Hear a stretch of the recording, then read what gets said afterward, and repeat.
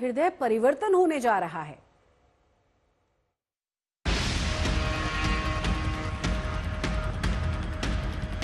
Proposal आ रहा है, इस बात में तथ्य है, लेकिन जो प्रपोजल आ रहा है वो एनसीपी अजित पवार गुट से आ रहा है, इस बात में कोई तथ्य नहीं है।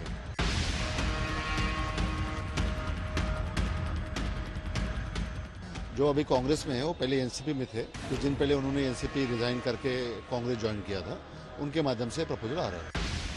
क्या अजित और शरद पवार की एनसीपी का विलय होने जा रहा है?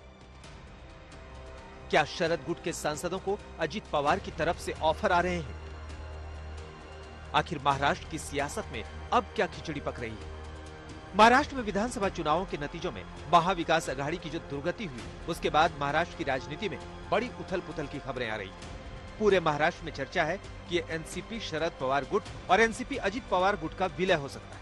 और ये चर्चा इसलिए शुरू हुई है क्योंकि एनसीपी शरद गुट के एक सांसद अमर काले ने दावा किया है कि उन्हें अजित पवार के खेमे की तरफ से ऑफर आ रहे हैं। प्रपोजल आ रहा है, इस बात में तथ्य है, लेकिन जो प्रपोजल आ रहा है वो एनसीपी अजित पवार गुट से आ रहा है, इस बात में कोई तथ्य नहीं है।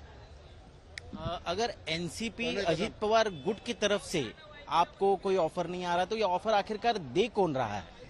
जिनका एनसीपी अजित पवार गढ़ से कोई संबंध नहीं, जो व्यक्ति कांग्रेस की पदाधिकारी है, उनके माध्यम से ये प्रपोजल आ रहा है। लेकिन जो अभी कांग्रेस में है वो पहले एनसीपी में थे। कुछ दिन पहले उन्होंने एनसीपी रिजाइन करके कांग्रेस ज्वाइन किया था, उनके माध्यम से प्रपोजल आ रहा है। ये तो कहानी में और एक ट्विस्ट आ गया। कांग्रेस की कोई पदाधिकारी जो है वो अजित पवार गुट में शामिल हो, इसलिए शरद पवार गुट को फोड़ना चाहती है। ये कौन सी नई कहानी? नहीं, मैं बता रहा हूँ कि जो नेता के माध्यम से प्रपोजल आ रहा है वो पहले एनसीपी की ही नेता थी। मैं इतना बोल सकता हूं कि उन्होंने संपर्क किया है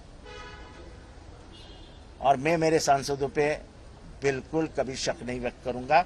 वो 100% पवार साहब के साथ है, सुप्रिया सुळे ताई के साथ है। और जो जुर्रत उन्होंने की है कि बाप को और बेटी को बाजू में छोड़ दो, ये हमारे संस्कार और संस्कृति में नहीं है। लेकिन शरद पवार की पार्टी का दावा है कि पार्टी के